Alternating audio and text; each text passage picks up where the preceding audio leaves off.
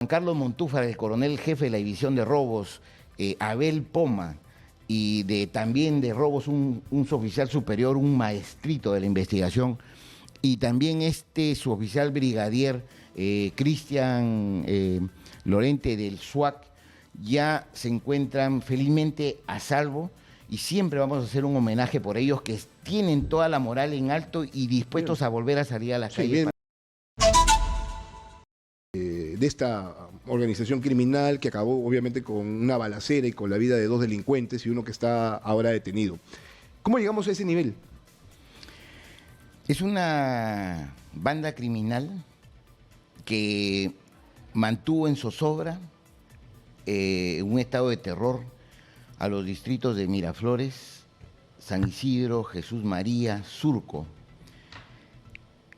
al haber realizado diversos actos de alto impacto, crímenes de alto impacto, como lo fue el 11 de abril, en que asesinaron vilmente a un policía, Belleza, Ángel Belleza, que venía trabajando en sus tiempos de Franco, dando seguridad, resguardo a un empresario, y cuando se encontraba al interior del vehículo advierte que ya vienen atrás. Él trata de empuñar su arma de fuego para repeler este ataque evidente, y es ultimado por estos criminales. Justamente el que ha quedado vivo, Kevin, es el que desenraja los disparos que acaban con la vida de Ángel Belleza. Eso ya se ha probado. Estamos hablando de la organización criminal llamada Los Injertos del Centro, para que el público tenga claro lo que ha pasado en la vía expresa. Por supuesto que sí, y es conformada por los tres, en esa filosofía criminal que tienen, que de acá no sale nada y todos los movimientos es entre los tres,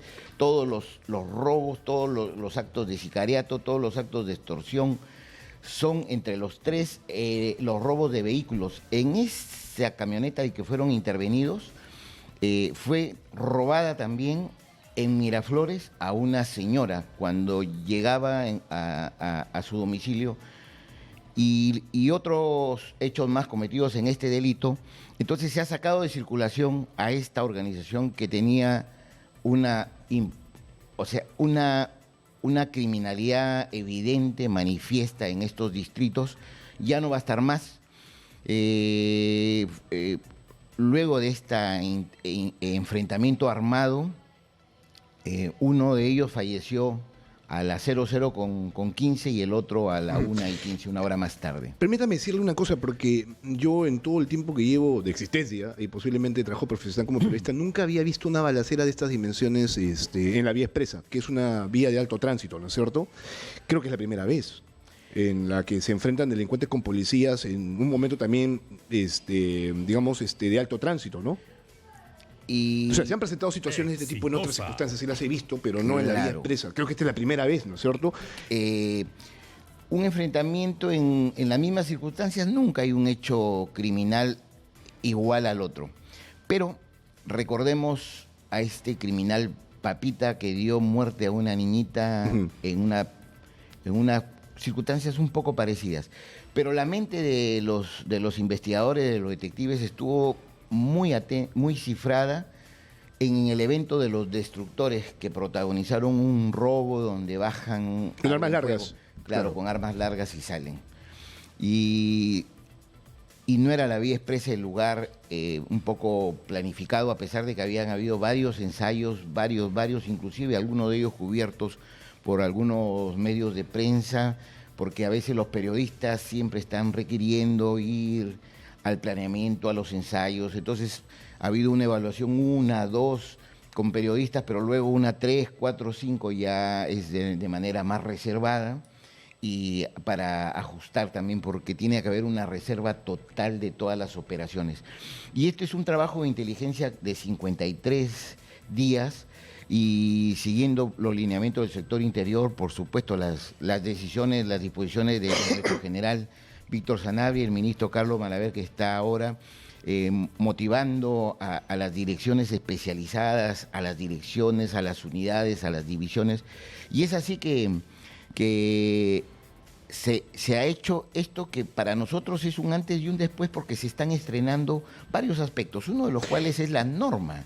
A eso iba justamente, porque, a ver, o sea, creo que aquí la policía ha hecho lo correcto, ¿no es cierto? Si hay un enfrentamiento directo con armas, ahí hay como una igualdad en cuanto al fuego, ¿no es cierto? En absoluto, y además elevar el nivel de riesgo y de peligro de los terceros, del prójimo que estaba a los costados, y si ustedes han revisado las imágenes, la manera del desprecio por la vida, irrumpen, colisionan con los vehículos, con el único objetivo de abrirse campo y optar ¿cómo se llama? Su fuga. Y esto ya lo habían hecho también hace 7 días. Hay muchas cosas que quedan ahí y se mantienen en reserva, pero esto ya lo habían hecho. Ahora cometen el delito de tentativa punible de homicidio porque han hecho todos los actos ejecutivos para eliminar a los policías que iban a capturarlos.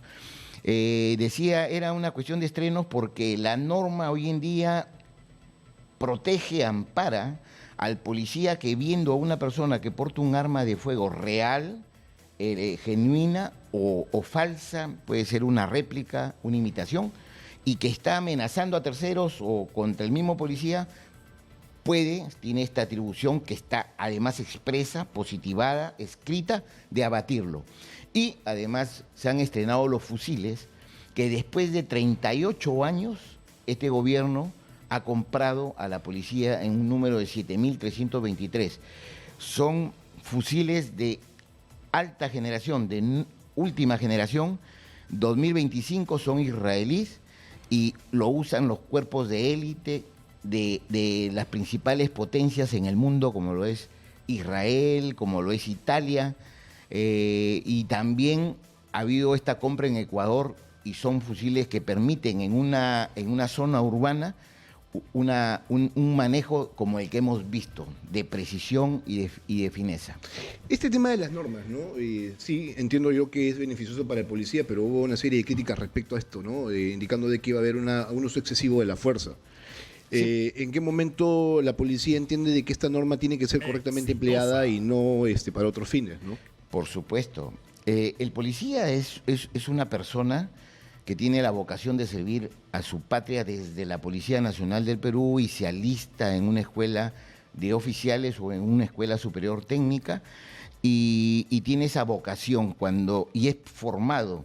La formación implica un respeto irrestricto por los derechos humanos, un amor al prójimo. O sea, un policía no está hecho para matar, solamente está hecho para defender, para proteger a las personas. Y en ese interín es formado en el uso de las armas de fuego, en la defensa personal, y usa gradualmente la fuerza mientras se va incrementando el riesgo que produce la violencia de gente que atenta contra la vida, la libertad y el patrimonio de los ciudadanos. Entonces estamos ahí para servir a la ciudadanía. Y es por eso que necesitamos también una norma que nos proteja. La norma existe per se, siempre ha existido, pero necesitamos una norma, como decían Coquito, que tenga A, B, C. Hay otros que emplean otros términos para decir que esta es una norma para que lo entiendan todos, hasta los que un poco jalaron la primaria. Pero necesitamos una norma así y los policías definitivamente han elevado la moral. Acá ha intervenido la División de Robos, SWAT, Inteligencia, la IRINCLI, pero es la Policía Nacional en su completa que está dispuesta a acudir, asistir y a participar en todos los eventos y para eso está la preparación. Se han comprado estos fusiles en un número de 7.323 y 150.000 municiones y otra cantidad considerable para estar totalmente entrenados porque el entrenamiento... Entiendo, entonces esa es una modernización de la capacidad operativa de la Policía Nacional. Muy aparte de la tecnología, pero 800 patrulleros y esta norma que permite articular con los gobiernos regionales y los gobiernos locales, y estamos viendo antes de ayer o ayer el alcalde de Miraflores ha entregado 10 camionetas de última generación en sesión de uso para el escuadrón de emergencia, para el patrullaje en Miraflores, pero así lo han hecho una gran cantidad de distritos. Entonces, esto ha elevado los niveles de prevención y también se está atacando la investigación, por supuesto que sí, la inteligencia que ha permitido estas precisiones. Ujú.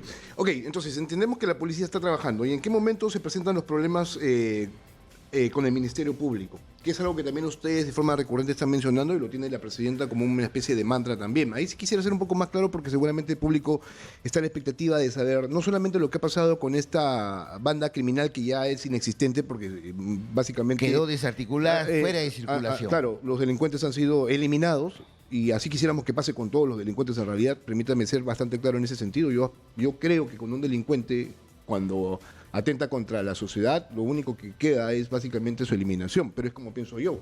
Sin embargo, esta es una sociedad que se rige en función a leyes, ¿no es cierto? Como toda sociedad. Es un Estado de Derecho y nosotros respetamos los derechos humanos y es por eso que la situación es capturarlos para ponerlos en lugar donde deben estar, que es la cárcel. Ok, ahí voy justamente. Entonces, ¿cómo va esta relación con el Ministerio Público, ¿no? Con el Poder Judicial? Soy de las personas que creen también como periodista de que tendría que haber una mayor articulación, menos críticas y más articulación. Creo que ahí la presidenta de la República se equivoca porque ella tiene un ministro del Interior y ese ministro del Interior tendría en todo caso y un ministro de Justicia. Y ellos tendrían que estar trabajando de manera constante para poder articular con el Congreso y estas otras dos instituciones para poder, no sé, mejorar la legislación en ese sentido, ¿no? De que se cometan menos errores por parte del fiscal. Porque son los fiscales también los que dicen, bueno, la Policía Nacional no está haciendo correctamente su trabajo, porque al momento de entregarnos a estas personas cometen una serie de errores en la elaboración de los documentos que luego son materia de análisis para una posible detención preliminar y cosas por el estilo, ¿no? Sí, ha habido una preocupación institucional de los operadores de justicia. La presidenta del Poder Judicial, la doctora Tello, convocó a una reunión con la sala plena y con otros jueces también de coordinación para tener una mirada más profunda de la realidad respecto de la criminalidad organizada que ya es transnacional y la elevación de los niveles de violencia con la que se cometen los delitos hoy en día, en la cual el sicariato, las extorsiones y seguidos daños y homicidios, etcétera, necesitan una respuesta. Y es por eso que, respetando los derechos humanos, la Constitución y las leyes, necesitamos posiciones más enérgicas, más firmes, de tal forma de sacar de circulación. No estamos al frente de estafadores que firman, falsifican una firma. Estamos al frente de personas que si tú las dejas libre, a las 4 de la tarde, a las 6 de la tarde, con toda seguridad, están cometiendo un delito y quitando la vida a una persona. Que es además lo que ha pasado con estos injertos del centro. Estaban condenados, hay uno que no se entiende cómo estaba en la calle cuando tenía una sentencia de 35 años de prisión, ¿no? Sí. En ese mismo camino está el Ministerio Público. Conversamos en el Congreso con la doctora Borrero y por supuesto que se ha aperturado porque es el momento del antes y del después de poner las cosas en su sitio, porque esta es una responsabilidad de todos, y también ha habido una preocupación institucional, siempre con la reserva del caso de la Junta Nacional de Justicia, porque también han evidenciado casos pero concretos y con evidencias incuestionables, que también tiene que actuar, por supuesto que sí. Y empezaste el programa nombrando a la Policía Nacional de todos los peruanos y a aquellos que no son buenos policías. Esos que no son buenos policías y más que ello, que entran al espacio, al terreno de la delincuencia, nosotros mismos los identificamos, los ubicamos, los capturamos y los ponemos a disposición de los operadores de justicia. Ahí sí, con toda seguridad, el Ministerio Público hace su trabajo, el Poder Judicial también recomendamos por qué es que tienen que estar presos y van presos, porque esto no puede suceder en una institución que tiene la responsabilidad de justamente luchar contra la criminalidad. Ese es un tema que tiene que resolverse lo más pronto posible, porque la delincuencia no puede estar dentro de la Policía Nacional. Ahora hay casos, esto de los injertos del centro, pero por ejemplo el caso de Yojairo, ¿no? Es policía aliado que además su hermano está dentro de la Policía Nacional y que también tiene serios cuestionamientos, ¿no? Sí. Que eran el terror del Cono Norte. Y Yojairo todavía, no sé, ¿ya está en Lima? Sí, ya debe estar en Lima, ¿no? Está en desarrollo John Jairo Arancibia Sevillano. Por supuesto que sí, el brazo armado, el segundo de Eri Moreno Hernández, el monstruo. y el hombre que tuvo que ver con la articulación del asesinato de Paul Flores cometido el 16 de mayo, del cantante de Armonía 10, que se capturaron a los 7 que participaron de manera directa en este execrable crimen, y uno a uno, inclusive el italiano que fue el último cuando pretendía fugar a Bolivia, un trabajo de inteligencia, de observación, vigilancia, seguimiento con el Ministerio Público, y con las autorizaciones de los jueces penales que hoy en día están muy proactivos, y algunos miembros también del Ministerio Público, por supuesto que sí, porque somos un binomio, porque somos un equipo cuando entra el Poder Judicial, y no es que se parcialice para un lado, no. Lo que pasa es de hacer cumplir correctamente, pero fijando bien los objetivos. Los objetivos es sacar de circulación a esta gente. Ok, en el caso de los delincuentes que fugan, ¿qué tanto ya se está haciendo para darle un mayor control al tema de las fronteras? Sí. Eso es importante, ¿no? Porque, claro, los delincuentes lo primero que hacen es irse, ¿no? En el caso de Yojairo, por ejemplo, estaba en Huánuco tratando él de esconderse de la policía. Al final fue ubicado, además con esta capacidad y dinero, ¿no es cierto?, para poder, por ejemplo, hacerse operaciones y de alguna manera ser completamente invisible ante los ojos de la Policía Nacional. Estuvo en Aucayacu, que está a 45 minutos de Tingo María, esto es el Alto Guayaga, y fue capturado con 2 criminales, uno de nacionalidad venezolana, con 2 pistolas Glock y una caserina de 30 cartuchos, esa que podemos ver y que siempre concretizan estos crímenes, que después los suben a las redes para dar un mensaje y decir: si no te portas de esta manera, esto es lo que te va a pasar. Entonces, esta captura es sumamente importante, y con esto se ha desarticulado la parte militar, la parte de ejecución de los crímenes pensados por el monstruo, y también su parte financiera. Y es por eso que se han hecho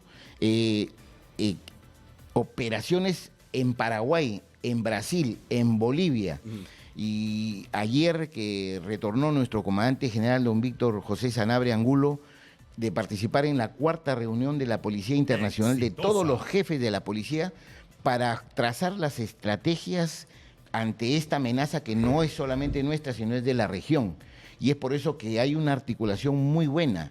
Y él contaba ayer que estuvo con el jefe PDI de Carabineros de Chile, que tienen mucha gratitud hacia la policía y al Perú por haber puesto en la frontera viva entre Perú y Chile a los criminales recientemente capturados en una expulsión administrativa por Armando García Chunga, de Migraciones. Hablando de Yojairo, ¿no? Él está próximo a venir a Lima, o sea... Sí, hay todo un entendimiento entre un Ministerio Público que a veces sí nosotros necesitamos. Bueno, tendría que ser inmediato, ¿no? Tendría que ser inmediato, ¿no? Ya hay 7 días que me parece ha sido otorgado en una convalidación de detención preliminar por el juez penal, y eso es sumamente urgente. ¿Por qué? Porque acá están las investigaciones que tiene en crimen organizado de la DIRINCRI, en homicidios de la DIRINCRI. También el Ministerio Público se ha activado con homicidios para refrescar una detención preliminar que ya tenía por otros hechos más. Él tiene un rosario de cosas por las cuales debe ser juzgado convenientemente y que pague por todos estos hechos. Sí, perfecto. Bueno, hay que recordar que él fue policía, ¿no? Y el caso de su hermano, ¿en qué está? Porque eso es algo que también se ha mencionado, ¿no? El hecho de que su hermano regrese nuevamente a la institución con una serie de situaciones no esclarecidas, ¿no? No tendría por qué haber regresado a la Policía Nacional el hermano, ¿no? Nosotros, y en un Estado de Derecho, somos respetuosos, claro, porque de las decisiones judiciales. Sí, pues, pero, a ver, o sea, digo, si tienes a una persona que ha cometido delitos, no puede ser nuevamente puesto digamos, regresar a la institución, ¿no? Sobre todo a una institución que le da seguridad, tiene el objetivo de darle seguridad a la sociedad, ¿no? O sea, estamos hablando de una persona ligada a la delincuencia que incluso puede utilizar el uniforme, las armas a favor de la delincuencia, ¿no? Es alguien que además tiene conocimiento de planos operativos, o sea... Lo más letal es el conocimiento. Claro, a eso voy. Es la traición a la patria. Hasta eso estoy yo bastante de acuerdo. Un policía, debería haber una legislación que lleve a que un policía que recibe el uniforme y el arma ¿no? Por parte de la sociedad, y que traiciona justamente esa confianza, tenga que tener esa imputación, ¿no? De ser considerado un traidor a la patria y que en función a eso, ¿no es cierto?, sea sancionado como tal. Y de hecho que en los delitos hay un incremento de la dosis penal por ser una circunstancia agravante, ¿cierto? Y es por eso que reciben una pena con porcentajes que están establecidos en cada tipo penal. Justamente por ello, porque el conocimiento que tienen para luchar contra la criminalidad y con toda seguridad lo ponen a disposición de los enemigos de toda la sociedad. Bien, vamos a ir a una pausa general. Creo que es importante hablar justamente de estos casos. También está el caso de Cuchillo, ¿no? Que está fuera del país, pero para terminar con el monstruo, ¿no? Él sigue fuera del país. Sigue fuera del país. Una investigación... ¿Está en Brasil todavía? No podría precisar, pero una investigación muy bien articulada desde la inteligencia y la investigación, el coronel Franco Moreno Panta, jefe de la División de Secuestros y Extorsiones, dio detalles cómo es que al lograr capturar a su brazo principal financiero y encontrar la ruta del dinero, se pudo establecer que el monstruo no había estado en el Perú desde el año 2021 y que inclusive el video en el cual sale diciendo captúreme pues policías ineficientes y se burlaba de esto y mostraba una piscina con unas losetas y con unas cervezas Pilsen nacionales y todo, eso había sido trasladado a otro país y se ha encontrado esa casa y se han tomado las tomas. Hoy en día Juan Carlos Montúfar, el coronel jefe de la división de robos, Abel Poma, y también de robos un suboficial superior, un maestrito de la investigación, y también suboficial brigadier Cristian Lorente del SWAC, ya se encuentran felizmente a salvo y siempre vamos a hacer un homenaje por ellos que tienen toda la moral en alto y dispuestos a volver a salir a las calles para luchar. Por ellos. El caso de Lima, claro, es la ciudad donde se comete la mayor cantidad de crímenes por la población, ¿no? La densidad poblacional que tenemos. Aquí hay casi 11 millones de personas viviendo, entonces el crimen está mucho más presente. Sin embargo, hay otros lugares que tienen serios problemas, ¿no? Patás está declarado en estado de emergencia, prácticamente se está militarizando el lugar para darle también un golpe contundente a la delincuencia que opera ahí, ¿no? Confabulada con la minería informal de alguna manera. Pero antes de entrar a ese punto de lo que está pasando en Patás, general, entonces el monstruo está fuera del país, solo para terminar con él, desde hace mucho tiempo. Entonces, ¿cómo puede él controlar a una organización, ¿no?, de este tipo estando fuera del país? A través de personas, desde el punto de vista armado y financiero, que acaban de ser sacadas de circulación, a través de las comunicaciones y a través de aparatos como teléfonos de última generación y además 6 de estos y además con 1.500 números, por decirlo así, con los cuales entabla comunicación con sus principales lugartenientes y con los de mando medio e inclusive con los soldaditos, que se llama soldaditos a los ejecutores, a los sicarios. O sea, ¿tiene niveles su organización? Por supuesto que tiene niveles su organización y entonces desde allá empieza esto. Y se han hecho operaciones porque a veces se tienen informaciones de que está acá, pero lo último que evidenció coronel Moreno Franco, el coronel Manuel Cruz Chamba, que es jefe de crimen organizado, y con Carlos Morales de homicidios, que hacen un trabajo bien articulado con Juan Carlos Montúfar, todo de la IRINCRI del general Conde. Entonces sí hay evidencias muy fuertes, muy potentes de que él se ha mantenido fuera del país. Ha habido un evento hace 2 años o menos en Bolivia también donde muchos decían, ya ves, ahí está el monstruo, ¿por qué no lo capturan? Y eso correspondía a una discoteca en Bolivia, en La Paz. Entonces, hay otras ciudades donde también se le ha avistado. La trazabilidad del dinero también nos lleva a esa misma conclusión. Entonces, pero no es óbice hoy en día para capturar a un criminal, así como nosotros capturamos criminales que han cometido ilícitos en Chile, en otros países, y los ponemos a disposición, y también Colombia, Ecuador a veces captura lo que nosotros estamos coordinando, y para eso son los viajes de nuestro comandante general, que tiene que interactuar y estrechar viaja las bastante el coordinaciones. comandante general, sobre Así eso es. también hay críticas, porque no viaja solo. Eso también es algo que hay que decirlo. Ahí hay que esclarecer un poquito el tema también. Vamos a lo siguiente. Entonces, el monstruo está fuera del país, todavía sigue operando. A mí lo que me llama la atención es que tendría que haber también un compromiso de las instituciones, entidades financieras, ¿no? Para el seguimiento, la investigación, o sea, para poder cortarle justamente ese flujo de dinero, ¿no? Sí, y hablando de articulación y del Ejecutivo, acá vamos a hablar las cosas bien claras. He tenido la oportunidad de participar en Palacio de Gobierno con mi comandante general Víctor Sanabria, el ministro del Interior, una reunión dirigida por la misma jefa suprema de las Fuerzas Armadas y la Policía Nacional del Perú, Dina Boluarte, como presidente de la República, y con los representantes, sino las máximas autoridades de las operadoras de telefonía. ¿Por qué? Porque lo que se está buscando es el reporte inmediato, la respuesta, el apagón, y todo lo que se mueva en torno a un equipo de telefonía móvil, como lo son las cuentas bancarias y también de las entidades bancarias, el reporte inmediato para tener un paso adelante, y las imágenes de las personas que se acercan a los cajeros a retirar el dinero producto de estas llamadas extorsivas, con videos, con fotografías de la familia, con fotos de las armas. Y aun cuando también se ha avanzado y se ha determinado que estas organizaciones de la extorsión van a los fumaderos y sacan 10, 12 personas que tienen un DNI y las llevan a una entidad bancaria, claro, y les dan sus 100 soles, están esperando, abren la cuenta de ahorros, salen y entregan la tarjeta nueva de una cuenta de ahorros. Ahí tenemos que afinar. Entonces ahí tiene que haber definitivamente un estudio más prolijo, y las medidas que ya se tienen, las fórmulas, y esperamos que en esta dación de facultades legislativas que está pidiendo el Ejecutivo se logren concretizar para dar pasos firmes.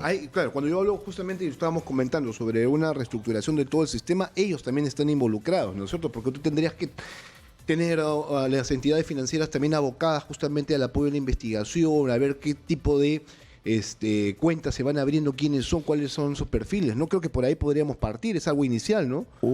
Una felicitación a la Asociación de Bancos, sí, pues a las entidades bancarias, una felicitación, un reconocimiento, y muchas gracias por todo lo que hacen con la ciudadanía. Lamentablemente a veces tiene que ser, esto no puede ser dicho, pero siempre estamos agradecidos. No, a ver, o sea, claro, yo quisiera ver el tema de las capacidades, por ejemplo, maximizadas de la unidad de inteligencia financiera. Eso también podría ayudar en algún momento, ¿no? A la policía, sobre todo si se trata de crimen organizado y que tiene ya un flujo de dinero que no solamente está en este contexto, en el de Perú, sino que también opera afuera, ¿no? Hay un gran principio: sigue el dinero. Daniel Linares de UIF siempre es una persona que articula, y por el dinero es que se pueden establecer conclusiones como estas, ubicaciones de personas, y es por eso que la organización del monstruo ha tenido su revés. Y la captura de él, esperemos los peruanos. Ok, vamos a patar rápidamente el tema de otro criminal que también estábamos a la expectativa de que regrese al Perú, alias Cuchillo. Él salió sin mayor problemas por el aeropuerto, se fue, ni bien pasó lo de que sucedió con el asesinato de 13 personas en Patás, y claro, ahí también hubo mucha crítica respecto al accionar de la Policía Nacional. ¿Qué tanto se ha avanzado ahora que prácticamente está militarizada la zona, no? La Policía Nacional del Perú, en tanto tuvo conocimiento de lo que en los 4 primeros días era un rumor, pero que la policía ya sabía, más o menos 27 de abril, 26, comenzaron operaciones que estaban única y exclusivamente orientadas a ubicar a las 13 personas sobre las cuales pesaba este rumor de que habían sido secuestradas. Y entonces empezaron a entrar a los socavones. Los socavones tienen 5 kilómetros, 6 kilómetros de profundidad horizontalmente, y después tienen unas bajadas de 300 metros, que es un submundo. Y tenemos 1.291 socavones. Y estos socavones, que se pueden ver a vista y paciencia, los que están cerca de la ciudad, se demoran 5, 6, 7 horas y hay que estar capacitado porque el oxígeno empieza a escasear a medida que vas profundizando. Y cualquier medida, como por decir la quema de una llanta, es como asesinarte por partes y dependiendo del lugar a donde has entrado. Por eso que el equipamiento tiene que también estar acorde a ello, y eso es lo que también este gobierno se ha preocupado por lograr: el oxígeno, los chalecos, los zapatos que son especiales, herramientas más allá de las armas de fuego modernas que ahora tenemos para poder hacer el trabajo. Ya, pero ¿qué tanto se ha logrado el control de patas en este momento, no? Ya, pues solamente para terminar ello, se está buscando, y también las arterias por donde hayan podido salir, y es por eso que se produce un enfrentamiento armado y se logran rescatar a 50 rehenes en Carabelín, arriba. Y entonces en esa mina se logra rescatar y se capturan a 2 personas con armas de fuego. Eso no se ha sabido, por decir, y eso fue el 3. Ese mismo 3, pero ya en la madrugada del 4 de mayo, es donde ya se encuentran los 5 primeros cuerpos a 5 kilómetros y medio y 300 metros abajo, entrando por un socavón, y que es la intersección del otro, que había sido el meollo, el motivo por la cual se había producido esta decisión criminal de abatir por parte de los indicios por cuchillo. Y es acá donde nosotros debemos reconocer el trabajo de la conducción jurídica, pero de la presentación del requerimiento de prisión preventiva del Ministerio Público, de esta fiscal proactiva, que inmediatamente activó para tener una notificación azul, y en el menor tiempo posible con un juez penal patriota de la patria, se sacó la notificación roja y es por eso que el 5 de mayo, cuando huía Cuchillo, no se pudo hacer nada por el respeto a las normas y todo. Bueno, pero además, ya hubo habría que decir una cosa en el caso de Cuchillo, ¿no? Que era un tipo que estaba limpio, o sea, a pesar de ya tener, obviamente, ciertas acciones ilegales, y estaba completamente limpio. Sí. Estábamos en la Comisión de Defensa y sabíamos que teníamos una frustración y una impotencia porque Cuchillo había sido detenido el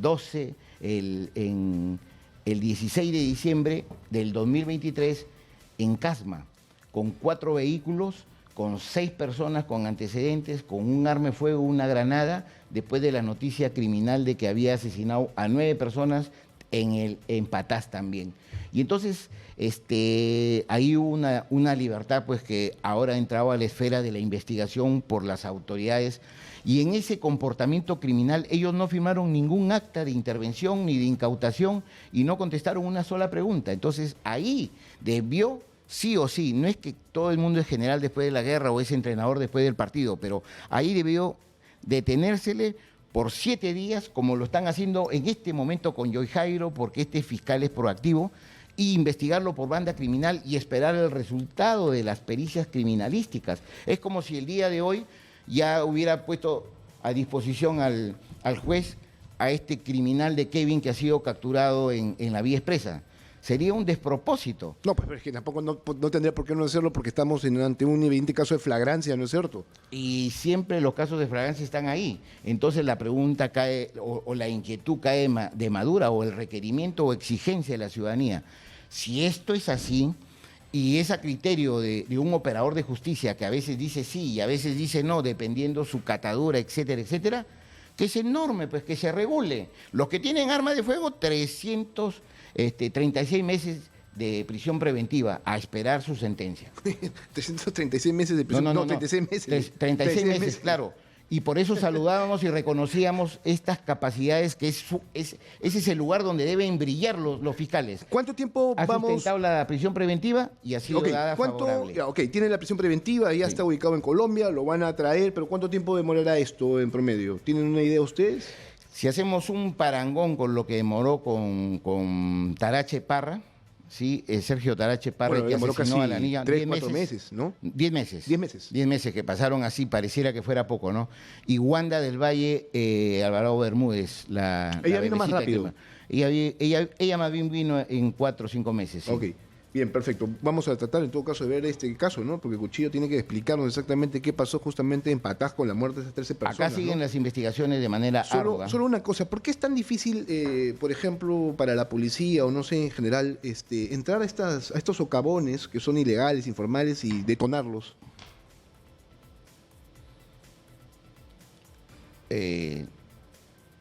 Serían 1.291 artefactos explosivos a la entrada, salida, las conexiones. Y, Pero sería lo más rápido, ¿no?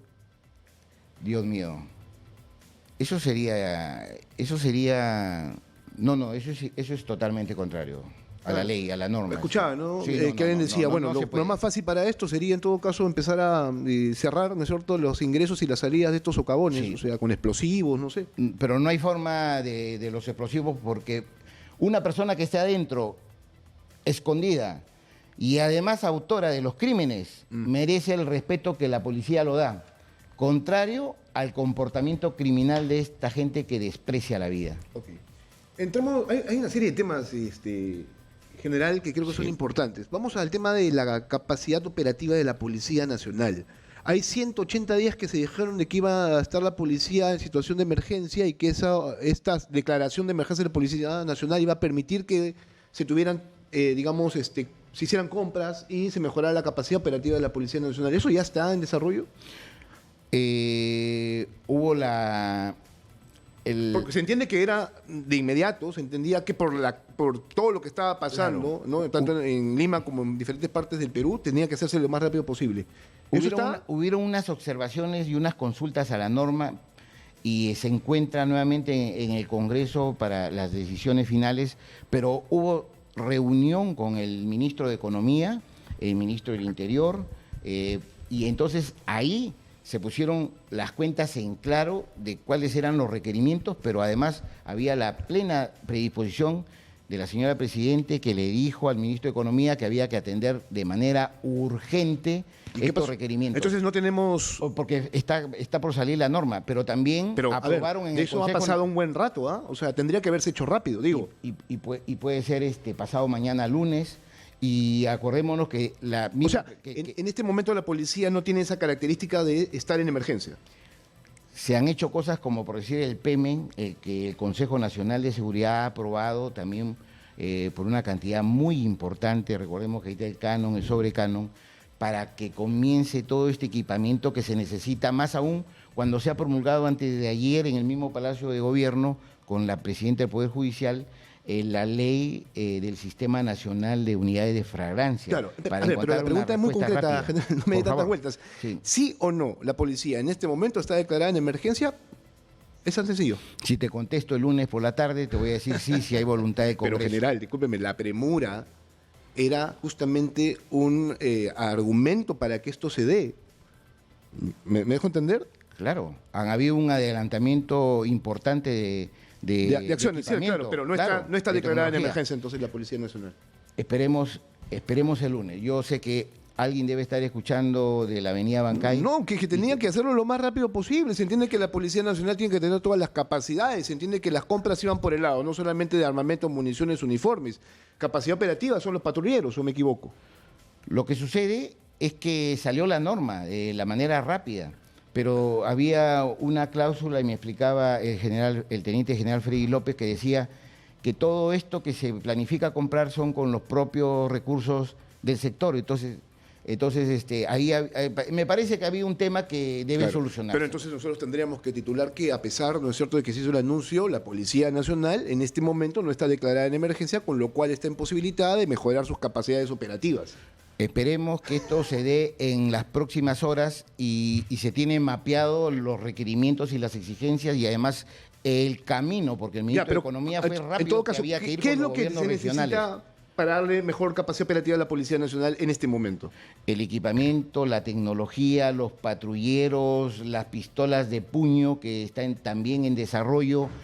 Necesitamos equipos que permitan leer de manera inmediata y muchos en varias regiones, como por decir, estamos Lima, tú tienes razón, porque acá se concentra el 52% de la criminalidad, la estadística está acá sí, pero tenemos Piura, Tumbes, tenemos Lambayeque, La Libertad, tenemos Ica, tenemos Arequipa también que atender. Ok, general, sería bueno en todo caso hacer un repaso rápido del trabajo de la Policía Nacional. Si bien es cierto, somos bastante críticos a lo largo de todos los días, ¿no es cierto? En diferentes medios de comunicación se le exige mucho a la Policía Nacional. ¿Cuál ha sido el avance del trabajo de la Policía Nacional? Al día de hoy tenemos 3.274 operativos y esto fue dicho o se obvió porque cubrió la noticia, la intervención en el cuarto de guerra. Y tenemos detenidos, en estos momentos 800 detenidos, tenemos, aparte de los 800, vamos a sumarle los 211 requisitoriados, o sea, aquellas personas que se ocultan de la justicia por años y son ubicadas luego de un paciente trabajo y ya son puestas a disposición. Y también otro número que hay que ver es que son 50 armas de fuego que se han sacado de circulación y eso es importante también. Ok, y esto ha permitido, por ejemplo, la reducción de los casos de extorsión, de sicariato. Por supuesto que sí. Hay un dato que nosotros somos conscientes, como cualquier ciudadano, unas medidas como el tránsito de las unidades móviles L1, L3, que no son otra cosa que las motolineales, con un solo pasajero. Y sí, pues hay familias que utilizan correctamente y quizás sean las mayorías. Pero de 10 eventos criminales, como lo dijo el alcalde Carlos Brus en Surco, en Benavides y en sus centrales, de 10 ha bajado a 1. Entonces es considerable y a nivel nacional ha disminuido a un 30% los crímenes cometidos en motocicleta con 2 ocupantes. Ok, nosotros tenemos hasta este momento 878 homicidios. Casos de homicidios, es una cifra bastante alta, ¿no? Ha duplicado incluso a la del año pasado, si mal no recuerdo. Está tas con tas, siempre un día se eleva, un día disminuye. Claro, pero es que ojo, todavía no ha acabado el año. No, pero por supuesto, si había que hacer un corte, imagínense, no se llegaría. Mire, un ejemplo, y estuvimos en una reunión y fue una conferencia por la Cámara de Comercio de Lima, el representante de Ecuador dijo, somos 17 millones de ecuatorianos y hemos cerrado el 2024 con 5.800 homicidios. Y Perú tiene 34 millones de habitantes, el doble, y había cerrado el año 2024 con 1.750 homicidios. No es que hagamos comparaciones, sino que imagínese si no la Policía Nacional, el Ministerio Público y el Poder Judicial, si no hicieran un trabajo, ¿cómo estaríamos? Y ahí sí teníamos que entrar a comparar. O sea, para usted los estados de emergencia han funcionado. Particularmente a mí no me parece que funcionaran, o sea, que son situaciones que la verdad no sé si contribuyan realmente a lo que se busca, ¿no? Los estados de emergencia, con el apoyo de las Fuerzas Armadas, permiten la suspensión o restricción de derechos fundamentales como lo es la inviolabilidad de domicilio, la libertad de tránsito, la libertad y seguridad personales y la libertad de reunión. La primera que le menciono es que existiendo razón, o sea, la razonabilidad con la proporcionalidad que exige la Constitución, podemos ingresar a un inmueble que tenemos las sospechas elevadas de que ahí se cometen delitos, de que ahí se planifican, de que ahí se hacen balances y finalmente encontramos a gente irregular con armas de fuego, con drogas y cuando se hace la homologación de las armas resulta que están implicadas en diversos crímenes. Entonces eso es una situación potente. Lo que sucede es que quedaron solamente 8 distritos.